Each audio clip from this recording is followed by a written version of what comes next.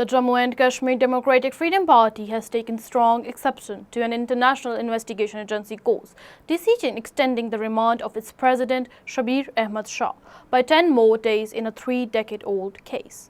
According to Kashmir Media Service, DFP spokesman Advocate Arshad Iqbal, in a statement in Srinagar, termed the extension sheer injustice, noting that Shah has already spent 8 years in Tihar jail in a fake and fabricated NIA case.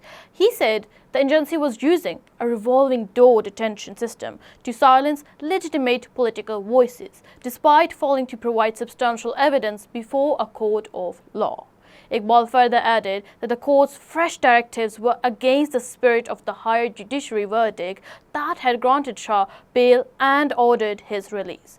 The spokesman also condemned the closure of religious institutions in Shopian and other areas, calling it an assault on educational and religious rights of Kashmiris, violation of Kashmiri religious rights by Indian authorities. Meanwhile, National Conference leader Aha Rahullah slammed the UAPA ban on Jamia Sirajul Ulum, calling it the latest act in a calculated dismantling of Kashmir's civic life.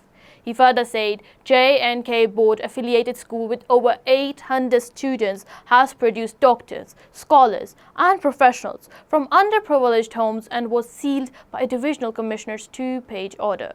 The pattern is unmistakable.